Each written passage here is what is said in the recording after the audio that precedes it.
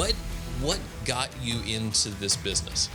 Yeah, it's interesting. So I actually, my partner and I, Chris and I, Talk to me about how technology has shifted in your industry. yeah. So we, as I said earlier, we started as a direct mail company, and we kind of fell into printing. And because we were doing work with the casinos at that time, in the early 2000s, one of the buzzwords was One color, I get this price. If I use two colors, it costs more. How has digital printing transformed pricing in printing? Yeah, it's a great question. So obviously we are able to price things a lot more competitively because. Welcome to Southaven Business Beat. Business and community leaders talk with us to provide invaluable resources to aid the business community. Hey, real quick, before we start, I know most of you listening right now haven't actually hit that subscribe button yet. I get it, you're busy. But it only takes 2 seconds, and it means you'll always have the best business stories and insights from Southaven waiting for you. So go ahead, tap it now. I'll wait. All right, now let's get started on today's episode. Hello and welcome to another Southaven Business Beat. I'm Aaron Cozort, and we're here today with Kush, Shah from DirectFX. And you are in a printing business and a publishing business, and you're based right here in Southaven, Mississippi. So Kush, great to have you with us. Tell us just a little bit about yourself. Yeah, so thank you for allowing us to be here today. It's a great platform for us to, educate people a little bit more about our business and being right here in DeSoto County. One of the big goals we've had over the last few months, in particular, is just kind of get to know our neighbors. Right. So this is a great opportunity for that. DirectFX is a 22-year-old printing and direct mail company. So we actually started off as just a direct mail company in 2003 and have slowly evolved into a full-service commercial printing company. And now we have other divisions as well, doing other things besides just regular print. Got it. So we, as we continue to grow, we had clients that asked us, can you handle the printing for us? And so at the time, we didn't know anything about printing. All we did was direct mail, right. And mailers mailed and printers printed, and so once a couple of our bigger clients said, "Hey, can you handle the printing for us?" We said, "Sure, we'll figure it out," and that's kind of how we got into the printing business. So we quickly learned about what CMYK was and all the technicalities of the print business, which is very different than just being able to put an address on a postcard mailer. Our growth has kind of steadily continued that way. So a few years later, one of our clients asked us, "Hey, can you handle the signage for my event as well?" And said, "Sure." We didn't know anything about what to do with signage, and found a partner to help us do the signage for that event. And next thing you know, we had a sign division, which has now become a pretty substantial part of our business. And then about a year ago, we actually have now gotten into the label printing business as well, which is an entirely different, different segment in the print space. Yes. So Flexo labels is a very, very large up and coming industry. Okay. And so we saw some opportunities there. And so we acquired a label printing company that we have now brought into our group of different divisions. So it sounds to me like you service more than just DeSoto County, right? Yeah. So we actually, our home office is here in DeSoto County, just up the road on State Line Road, or Highway 51 and State Line Road. But we have a plant off of Elvis Presley, just about a mile up the road. That's where our sign division is. And then we've got a plant downtown Memphis. That's where our direct mail and digital printing happens. And then our newest addition is a label printing facility that's in Jonesboro, Arkansas. Okay. So we kind of have a presence in 3 states, all relatively close to each other. And then your clients are national and international? We have more regional clients. I'd Okay. say our client reach is about 200 miles from Memphis, Okay. Southaven area. But a lot of them are national clients, so we are doing work and drop shipping to anywhere in the country, and being obviously in the logistics hub, it makes it a little bit easier to be able to drop ship mailers and other shipments as well. So. Sure. That's one of the things I tell people is when you travel around and people don't really have an association for Memphis, I said, well, everything that travels through anywhere travels through here. That's right. That's And exactly so, right. what got you into this business? Yeah, it's interesting. So I actually, my partner and I, Chris and I, started this business in 2003. And before that, we both worked for a company called Pitney Bowes that actually manufactured mailing equipment. Right. My first job straight out of college. He had a couple other jobs before that. And we were on the other side of the business. We were actually selling the equipment to people that did large volumes of mail. And at that time, we learned very quickly, though we did pretty well at what we were doing, a lot of people did not want to deal with handling the mail themselves. Correct. And so we continued to keep losing deals to folks that just said, hey, great proposal, but we're going to outsource this work instead. Right. So I had a pretty bad day one day and came back to the office and said, Chris, we should just open up our own mailing company. And the rest is history. So we kind of got to work on a business plan, two young guys with no business experience really, no money really, but nothing to lose. And so that's kind of how we got into it. We wrote a business plan, and then a small bank out of North Georgia kind of took a chance on us and gave us a $50,000 loan. Yeah. And that's really what got us going. At the time, we logistically decided to move to Memphis because we saw an opportunity to go after the business, casino business in Tunica. A lot of the casinos down there had their own mail rooms and were doing a lot of their mail themselves. But we had kind of a formula for every square foot of space that was not occupied by a slot machine, the casinos are losing X number of dollars. And so that was kind of the mindset we went into it, was that go to these casinos, pitch them on the idea of outsourcing their mail and turn those mail rooms into slot rooms or gaming rooms, basically. And of course, we started the business and had no business experience. And so got laughed out of our first couple of appointments that we had, but we, kept at it. And eventually at one point we were doing mail for about 5 or 6 of the Tunica casinos at the same time. So it's become, a big part of, our story was being one of the leaders in the variable data printing that the casinos were doing at the time. So. Hey friends, Kristen here with a quick thank you to our sponsor, DeSoto Athletic Club. The DAC has been part of DeSoto County since 1999, and they've reimagined fitness. No one-size-fits-all memberships. At DAC, you're in control. From group fitness to recovery services, you pick what fits your lifestyle. All of it starting at just $24.99. Because fitness isn't just about a building, it's about building a better you. Learn more at dacsouthaven.com. That's DAC Southaven.com. So talk to me about how technology has shifted in your industry. Yeah, so we, as I said earlier, we started as a direct mail company and we kind of fell into printing. And because we were doing work with the casinos at that time, in the early 2000s, one of the buzzwords was variable data printing, meaning that every single mail piece could be customized to the individual. In order to be able to print variably, you could not print the traditional offset printing. You had to have digital printing equipment.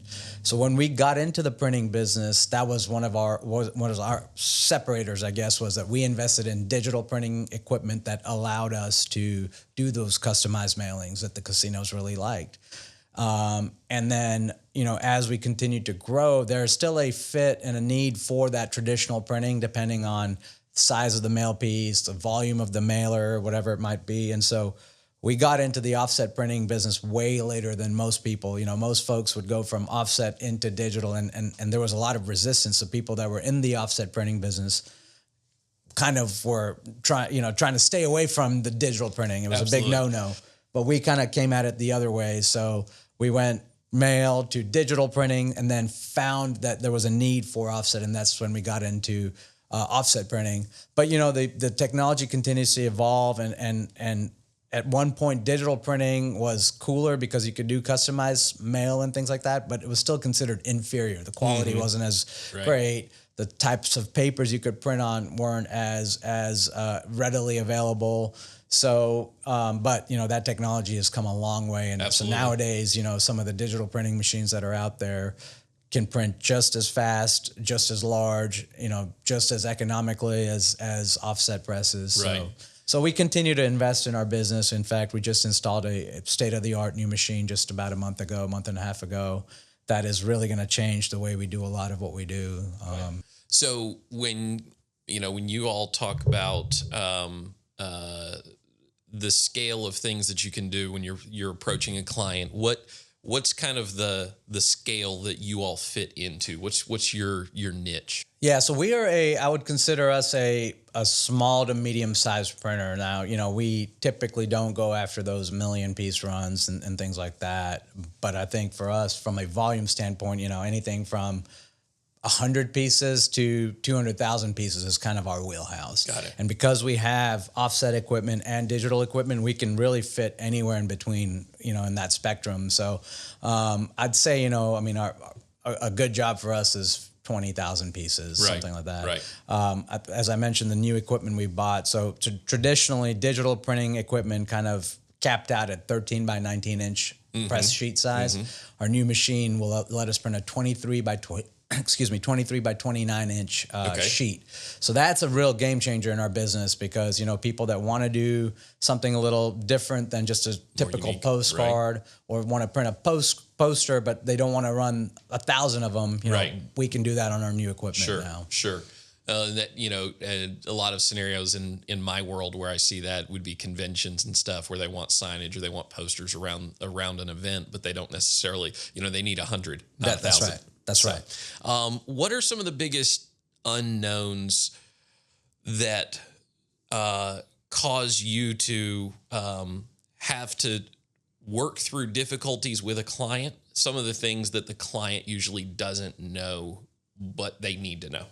Yeah, I mean, obviously, when a client sends a job to us to print, they think a button gets pushed and magically the job is done. And so, we take time to get to know our clients. We take time to educate them on the process. There's steps to what we do, and that's for their safety and ours. Like, we want to protect ourselves from making an error, and we want to deliver a good product to our clients. So we really do try to educate our clients on the complete process, and in doing so, it helps us also develop a good relationship with them. So that's something we've kind of prided ourselves on, is just getting to know the clients, and help them understand what our capabilities are, and also being honest with them when they send us something that's not really in our wheelhouse. Right. A lot of times in those situations, we will either guide them on someone else that could do whatever project they want to do. We'll try to figure it out, sometimes, just and tell them that, hey, if we alter something a little bit, then we can make it happen. But at the end of the day, we owe it to our clients to be honest with them about what we're good at and what we're not good at. So. Sure, absolutely. One of the things that I imagine has changed a lot is because it used to be a world of you had printers and then you had mailers. The fact that you all do both.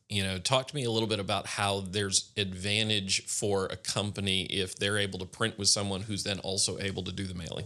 Yeah, I mean, the way it used to work is a printer printed the mail piece and then they delivered it to the mail house, and then the mail house did the mailing, and so but the client is dealing with obviously two sets of invoices and 2 points of contacts and on and on and on. So for us, that's one of the big selling points is, look, once you email it to us, whether it's a print job or a mail job or a sign job or a label job or whatever it is, you have one point of contact.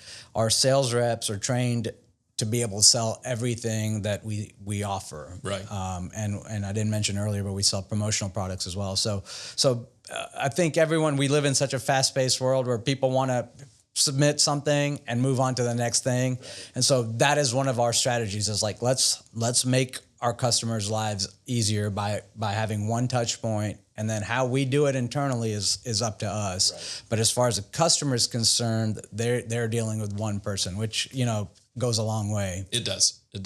So as we shift a little bit and talk about you personally, what are some of the things that have really made it fundamental to you being successful as a business leader? You talk about, when you started the business 22 years ago, you all weren't business leaders. You hadn't owned businesses before. What are some of the things you've learned along the way that have really made a difference for DirectFX being 22 years old? Yeah, I mean, there's a few things, but some of the key things I think is really being methodical about our approach to growth. And my partner Chris and I have really we think differently about certain aspects of our business, but that has helped us because we kind of use each other as our checks and balances. Learning from mistakes obviously is important. And then going back to the methodical growth, we've had opportunities where we could have probably doubled in size, but at the time we opted to pass on that business for the sake of being able to grow in a manageable way, having the right equipment, having the correct amount of staff, et cetera, et cetera. So I think it's important as a business owner to really understand where your limitations are, what your capabilities are, where your strengths are, and then grow based on that. So that really has helped us. The other big thing is, not saying we never make mistakes, but when we make mistakes, and we preach this to our staff as well, that look, nobody's perfect. Things are going to happen. We learn from them. We don't ever play finger pointing matches with our clients. Right. We fix the problem, and then we'll worry afterwards about what the issue was, how it happened, on Sure. and on and on. So just learning from our mistakes has been pretty critical to I guess, controlled growth. As you think about that, one of the things that I imagine is probably true is that your set of strengths, Chris' set of strengths, are not exactly the same. You probably have some overlapping strengths, but you also have some differential strengths. How have you all learned to work as partners in a business where one person's strengths are different than another? Yeah, I mean that, and in the early days, we were kind of it. So we started as a two-man show. I mean, he and I moved from Nashville to Memphis to start our business. We sold during the day. We did production at night. We literally took shifts on who would go home and sleep for a couple hours, and we did the janitorial work, and we did the accounting work, and we did it all. Right. And with all that comes friction as well sometimes, because he wants to do certain things a certain way, I want to do things a certain way. But I think as we've grown, some of those challenges have been overcome by surrounding ourselves with the right team. So we have people in place that kind of are really good at what they do. Mm-hmm. And that's helped us kind of step away from the daily friction because we have people that are managing those things. And it's allowed us to focus on our strengths. Personally speaking, I really like selling, talking to people. Chris is more operations, looks at future technologies, things like that. So we've and we both sell and we both look at things together, right. But we both kind of bring a little bit something different to the table as well. Kind of pulling yourself out of day-to-day operations, I think, helps you to be able to do that. So that's kind of been our secret sauce, I guess, is just kind of ejecting ourselves from just every nitty-gritty little detail of how the business runs. So. Right. As some people have put it, you've at some point you have to get out of running the business so you can work on the business, or working in the business so you can work on the business. At the Southaven Chamber of Commerce, our mission has always been to bring more opportunities to our members and to our community, and this podcast is one of the many ways that we do just that. But we couldn't be able to do what we do without the support of our sponsor, Wisdom Integrators. They're the strategic tech partner that makes it possible for businesses to work smarter and not harder. Wisdom Integrators helps organizations harness that power of technology by designing tailored solutions for workflow, automation, process improvement, and digital transformation. For small businesses or large enterprises, they bridge the gap between the vision and the execution. Are you ready to scale up your efficiency and impact? Then you need to come and visit wisdomintegrators.net to schedule your consultation today. As you examine kind of your all's trajectory, where do you see the future? Well, we continue to add different arms to what we do. So it's an ever-changing business. Obviously, when we first started, one of the other big hurdles we had to overcome was email marketing. But I think for us now, we've kind of gotten past all that. We have a very steady customer base. We have a great team of people that know what they're doing. And so I think for us, it's finding the right clients to help us grow. Obviously now we have a lot more tools in our belt, so we can offer our customers, a lot more than just, hey, your print job. The label business for us, we see a lot of opportunity there.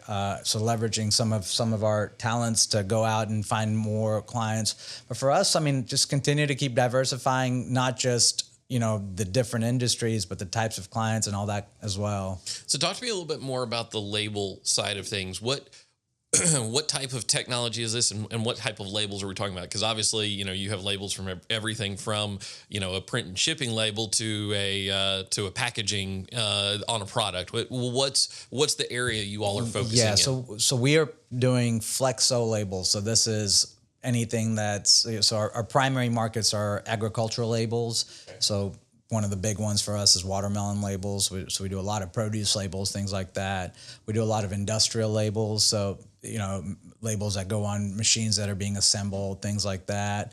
And then other things as well. Pretty much any type of label. So we do like freeze pack labels. Okay. So we have special coatings we can put on our labels to prevent them from falling off when things get too hot or too cold or too wet or whatever it is. So we have different lamination technology, and we have die cutting capability so they can be, odd shaped. So we do orange labels and things like that. So It's a whole variety, but I would say picking two verticals would be agricultural and industrial labels are the two big ones. When you all work inside the different regions that you're in and the different locations that you have, talk to me about how hiring happens there. How do you find the right people? How do you what do you target in finding the right people, both between personality, skills, but then also getting people from maybe the point where they're not the right person yet, but mentoring them to that point. Yeah, and hiring in the print space had been challenging for quite some time, especially during the pandemic. We had a lot of issues with staffing, but I think the big thing we've been lucky with is that we have people that have been veterans in this business for a long time. So our pressmen, for example, have been running offset presses for 35, 40 years, right, and have seen it all and know the equipment and can break fix things for us and things like that. Finding the right balance between young and old also helps us, so that, some of the younger folks that may not know as much about the equipment get to kind of shadow and work with folks that are journeymen or journeywomen in the industry.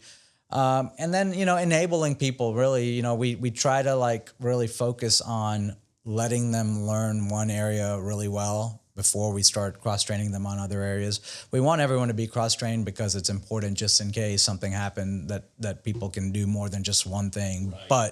But we allow them the opportunity to fully learn one area well before moving on to the next. And then, of course, we have plant managers at all of our facilities who have also been in the business, been with us for a long time. And so we put a lot of trust in them to find the right people and go through the right steps of training and things like that. So what I'm hearing a lot is it really matters to find the right people. Absolutely. the business lives or dies on the right people in the right places. Well, and offset printing, for example, is in a way a dying type of printing. Right. Finding young people that want to run offset presses is nearly impossible. Mm-hmm. And so going back to what we talked about earlier, the technological investments we continue to make, part of it is that we're playing a little bit of defense to protect ourselves, so that we can continue the forward growth in new technology.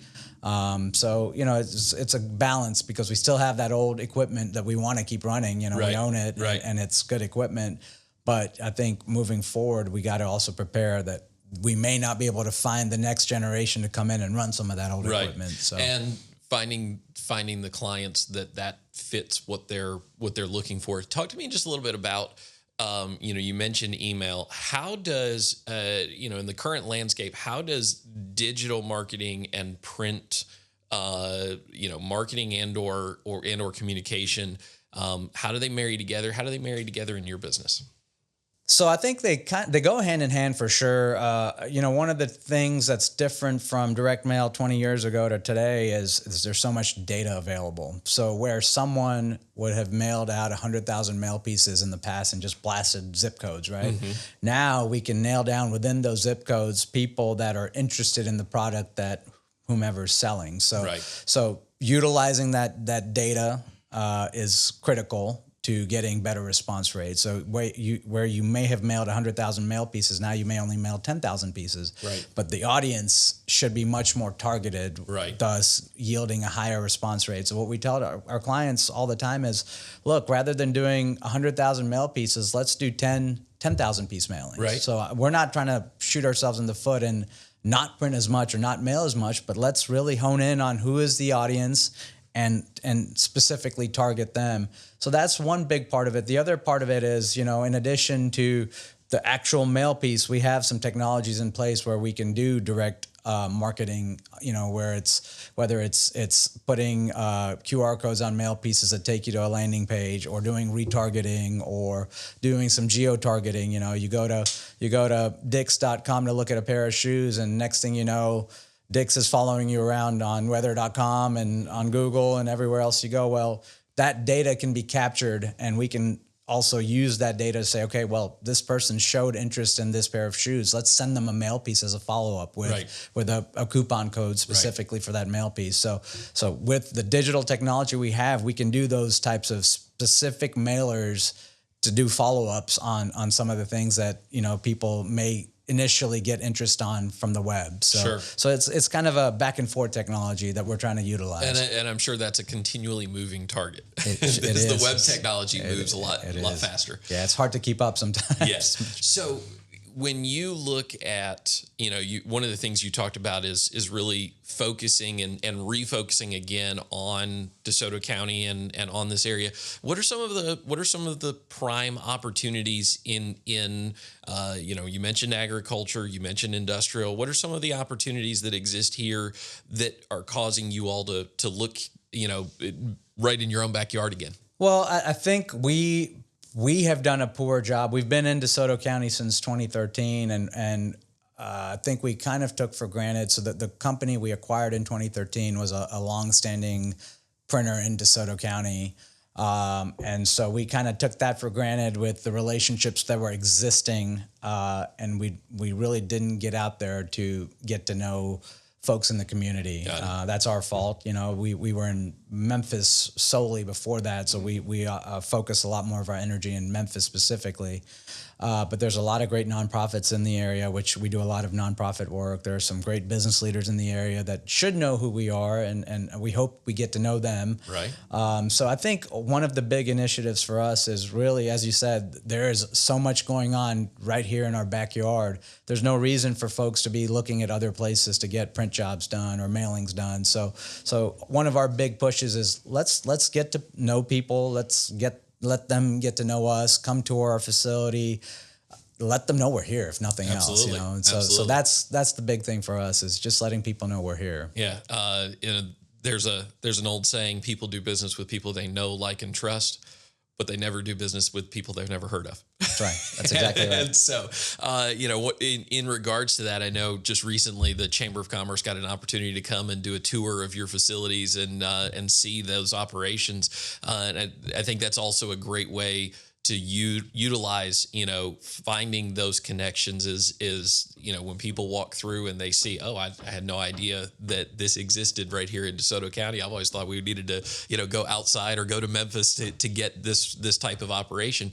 How has the Chamber played a part in your business over the years? Yeah, no, it's a great, I would say, a new growing relationship. We're getting to know the folks over here at the Chamber well, and they're getting to know us. I think it was eye-opening last week when we did the tour of our facility.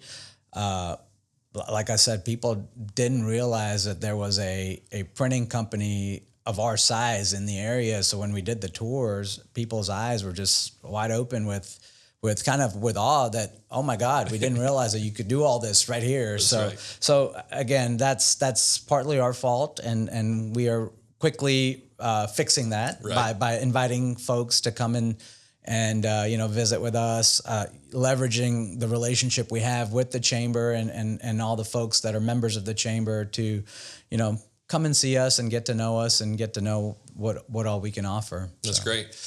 So as we close, what are some last things that you would like to say to those who may be listening and thinking, you know what, maybe I should be doing business with DirectFX? How would you, pitch anything to them as far as just the reason above everything else to come and work with y'all? Yeah, so we are a relationship-based business. As I mentioned earlier, we like to get to know our customers. We like to get to know their needs and never oversell. Ironically, we're in the marketing business. We have never really truly marketed ourselves. We've just grown word of mouth, and that happens only when you can form great, long-lasting relationships with people. So, I would say that we deliver a great product. We take a lot of pride in what we do. We beat ourselves up when we screw up, which, happens from time to time, but we always try to make it right. And we look for solutions for people. We look for ways to save money if we can save money. We'll offer suggestions, not always welcome, but we'll offer them anyway as alternate options on how to do something. At the end of the day, we're not trying to do one job for somebody. We're trying to build a relationship so that anytime they think of print or mail or signage or labels, they come back to us. So that's kind of our goal, and it's always been our goal, is to just build those relationships in a strong way. I wanted to loop back to one last thing as I was thinking about it.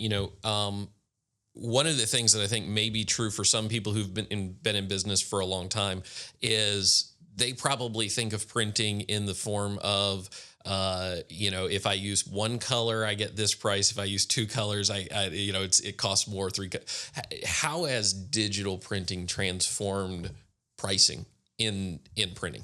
Yeah, it's a great question. So obviously we are able to price things a lot more competitively because the way the technology works is whether you put one dot of ink on a press sheet or fully flood it with ink, essentially your cost is going to be the same. Right. So it allows us to really, going back to look out for the customer and say, hey, we can also do this, and it's not really going to cost you much more. It might be a little bit more on the ink cost, but besides that, the sheet of paper is still the sheet of paper, and the press time is the press time.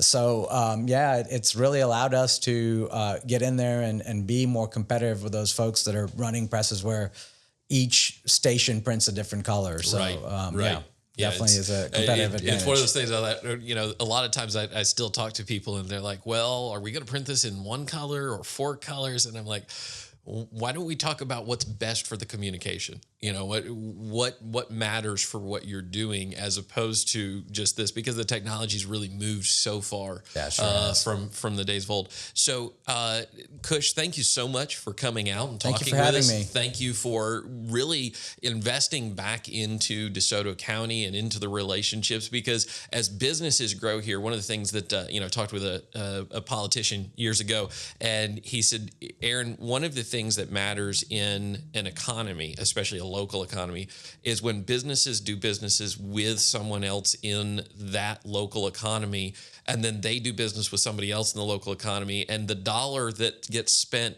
stays in that local economy. And so, you continue to build value because the dollar keeps going from one business to another. It feeds and loops back around.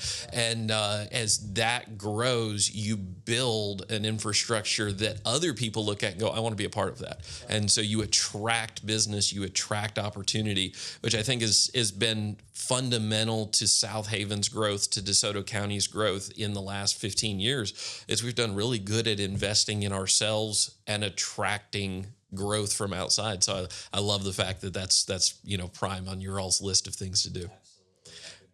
Well, Kush, thank you so much. And thank you for joining us for another episode of Southaven Business Beat. We're thrilled to talk to DirectFX and be able to discuss what printing is doing here in DeSoto County and here throughout the region, and how businesses, farms, industrial are all leveraging print to make their business just that much better. Thank you and have a great day. At the Southaven Chamber of Commerce, our mission has always been to create more opportunities for our members and community to share their story.